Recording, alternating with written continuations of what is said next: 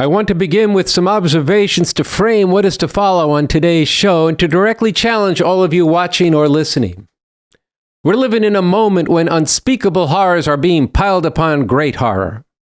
This past week, Israel's bloodlust vengeance against the Palestinian people in Gaza shocked the conscience of millions. And with the impending ground invasion threatening to spill into wider regional and even world war, scientists analyzing the climate changes of the last year issued a terrifying report. And on Wednesday, a Christian fascist fanatic was elected to be Speaker of the House of Representatives, accelerating the drive to fascism and further cleaving the divide among the rulers and all throughout society. This is a moment of conspicuous change, a time in which Bob Avakian has analyzed that, quote, the crisis and the deep divisions in society now can only be resolved through radical means of one kind or another. Either radically reactionary, murderously oppressive and destructive means, or radically emancipating and revolutionary means. End quote. For there to be an emancipating future requires a real revolution to overthrow the system of capitalism imperialism that is the cause of all the nightmares that humanity faces. The very extremeness of the times, with people's lives upended, and millions unsure of what tomorrow will bring, and especially that sharp divide among the rulers such that they can no longer govern in the way that people have been conditioned to accept. All of this opens the possibility for revolution. This requires making this revolution known, why it is necessary, why it is possible, what's the strategy and the plan to win, the goal and the vision of the new society that's in the Constitution for a new socialist Republican North America written by Bob Avakian, and the very fact that we have leadership in Bob Avakian. All this needs to be known.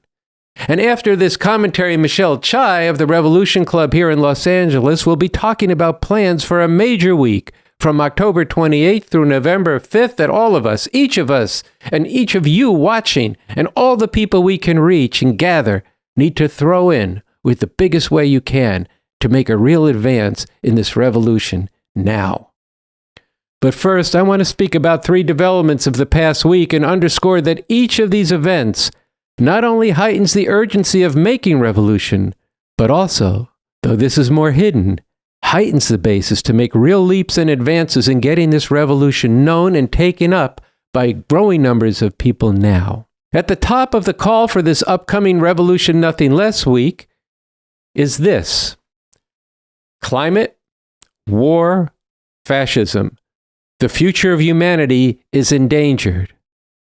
These are 3 sharpening fault lines, each of which have set humanity on a collision course with disaster, potentially including the destruction of humanity, and each of which, along with all the other forms of exploitation and oppression of people here and around the world, cry out for and opens the potential for the masses of people to demand a whole new way to live in a fundamentally different system. This past week, the publication Bioscience, produced by the American Institute of Biological Sciences, published their 2023 climate report. It begins with this. Listen to this. Quote, life on planet Earth is under siege. We are now in uncharted territory. We are entering a situation no one has ever witnessed firsthand in the history of humanity, end quote. The report then goes into extensive scientific analysis of the last year of floods, fires, heat, and more, concluding with this, quote, as scientists, we are increasingly being asked to tell the public the truth about the crises we face in simple and direct terms. The truth is that we are shocked by the ferocity of the extreme weather events in 2023. We are afraid of the uncharted territory that we have now entered, end quote. This is humanity's alarm clock going off once more after hitting the snooze button too many damn times. We have shown in past episodes of the RNL show that capitalism, imperialism is at the root of the global warming, and only a revolution for a radically different socialist system can create a sustainable way of life. The second word that opens the call for the Revolution Nothing Less Week headline is this: war. Sansara will be detailing just some of what has happened in Gaza during the last week. Rarely in history has there been such a genocidal siege and devastation of millions of people locked in a small area and pulverized from above, starved of food, water, and medicine. And for all the horror of what is being done to the Palestinian masses trapped in this killing field, this conflict now has the potential to spin into a wider war, a regional war, and even a global war. And President Biden has linked support for the Israel genocide to support for Ukraine, and in his request for war funds, even linked this to threatening China as well. Yet what is going down in Gaza has prompted millions around the world and many thousands here in the U.S. to take to the streets, including, very heroically, sections of Jewish people who are standing up against the bullshit lie that being opposed to the Zionist state of Israel is anti-Semitism. It is not. The United States' total support and barely concealed active participation in the Israeli war in Gaza will continue to propel people to question and to stand up for justice. This is extremely important, but there can be no lasting justice, no peaceful future, and no respect for all life under this system. Those who understand this must not squander this moment. We must act together now, not only against what is being done in our name, but most decisively and with great urgency and revolutionary passion to impact society and organize masses of people into the revolution now. And there is real potential to do so. But that will require a lot of struggle with the very people who need this revolution. And this past week, there have been developments in the consolidation and initiative of the Fascist Republican Party. Last week, I spoke of the unprecedented period where there was no leadership of the House of Representatives and Congress, as the most fascist, Trumpian section of the Republican Party fought to put in one of their own as Speaker. They succeeded on Wednesday, voting Representative Mike Johnson of Louisiana to be the Speaker of the House, next in line to be President after the Vice President. Speaker Mike Johnson is a theocratic, Dark Ages Christian fascist fanatic. He calls homosexuality inherently unnatural. He opposes abortions fanatically. He fought to overturn Biden's election. He believes that God has ordained him and Trump to rule, and Trump pushed for Johnson's election and got his way.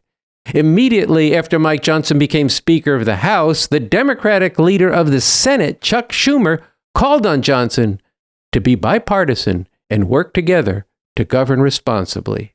If Speaker Johnson chooses the bipartisan path, we can do great things for the American people, just as we did last Congress with an evenly divided Senate and a narrowly divided House. I look forward to working constructively with Speaker Johnson and congratulate him on his election. There you have it. Chuck Schumer, who is perhaps the Senate's biggest backer of Israel's genocidal assault on the Palestinian people, reaches across the aisle to this fascist. Biden, Schumer, the fascist Republicans, the whole ruling class are, as Bob Avakian has said, quoting Malcolm X's powerful statement, quote, bloody-jawed wolves, end quote, with the blood streaming out of their mouths while they hypocritically speak of freedom and rights and even dare to talk about peace. And Bob Avakian has also said, quote, all of this and everything that is happening with the developing situation involving Palestine and Israel, along with Biden's push to heighten the danger of war with Russia and China, and how this further shines a light on the very nature of U.S. capitalism imperialism, highlights once more the crucial truth that we, the people of the world, quote, we can no longer afford to allow these imperialists to dominate the world and to determine the destiny of humanity. They need to be overthrown as quickly as possible. And Bob Avakian has also said it is a scientific fact that we do not have to live this way. In light of all that I have spoken of, the Revolution Nothing Less Week must not be a time of just small incremental advances for the movement for revolution. This can and must be a time when we are making big leaps in impacting society and organizing people into the revolution. The situation is urgent, and it also opens up the possibility for more and more people to get with the revolution. And with that, let's go now to Michelle Chai and the Revolution Nothing Less Week.